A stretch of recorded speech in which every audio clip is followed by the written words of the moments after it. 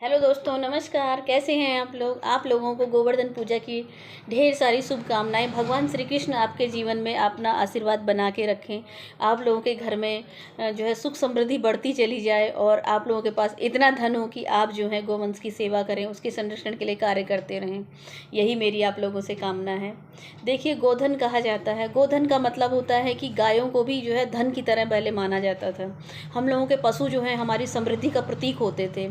तो हम लोगों को जो है, आपने सुना होगा, कभी कथा सुनी होगी, कभी भागवत सुना होगा, तो उसमें कहा जाता है कि नंद बाबा के साथ इतनी हजार गायें थी। तो वो मतलब वहाँ के जो है उनके पास जो उनकी संपत्ति का पता लगाया जाता था पहले कि इसके पास कितना गोधन है। देखिए, पशु जो है धन ही होते हैं, धन से कम वो नहीं होते हैं। आपके घर में चाहे गैया पली हो, चाहे कोई भी पशु पला हो, हम लोग जब स्वार्थी हो जाते हैं, केवल दूध दही मक्खन के लिए ही हम जानवरों को पालते हैं और उनका शोषण करते हैं, तो हम लोगों का जो है पतन शुरू हो जाता है। मुझे ऐसा लगता है कि जानवरों को पालने वाला इंसान कभी भी दरिद्र नहीं होता, कभी भी गरीब नहीं होता।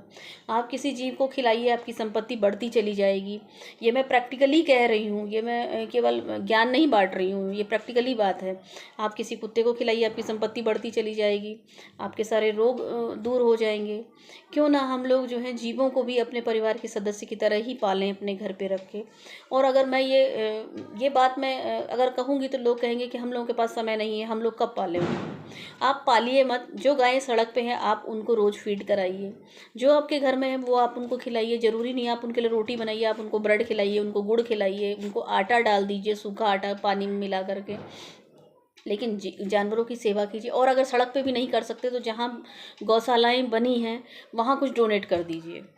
या फिर आप जो हैं गोबर से बने हुए उत्पाद और भी कई तरह से, मतलब दूध दही जो भी बनता है, जो भी उत्पाद, आप उसको खरीदिए और वहाँ किसी भी जानवर को आप गोद ले लीजिए। अब तो काऊ हॉस्टल्स, गायों के लिए जो है हॉस्टल्स भी बने हैं। आप जाके वहाँ उन गायों को गोद ले सकते हैं और वहाँ से आपको कुछ प्रोडक्ट्स जो हैं मिल जाएंगे, जिसका आपको जो है न्यूनतम मूल्य चुकाना पड़ेगा। मैंने अभी शायद पढ़ा था कहीं और न्यूज़ में भी सुना था कि जो है इधर साउथ साइड में कहीं इस तरह से काव हॉस्टल्स लोगों ने बनवाए हैं। तो आप भी जो है किसी जानवर को डोनेट कर सकते हैं, गाय के लिए डोनेट कर सकते हैं। गोबर के बने हुए उत्पाद खरीद के आप उनकी सेवा कर सकते हैं। और कुछ नहीं कर सकते तो सड़क पे जो गाय बेसहारा हैं उनको हम रेगुलर खिला सकते हैं।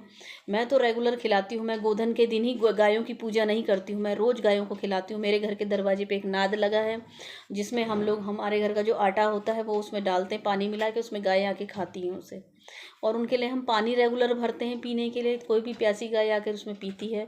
दूसरा, सेंधा नमक होता है, एक लाहौरी नमक आता है जो बड़ा सा डला, उसको खरीद लीजिए। 3-4 किलो से शुरू होता है वो, 1 किलो का भी खरीद सकते हैं। बाहर रख दीजिए अपने दरवाजे के बाहर चबूतरे पे, तो गाय पानी पीती हैं, उसको चाटती हैं, जिससे उनका रोग तो दूर होता है और हमारे कष्ट दूर हो जाते हैं।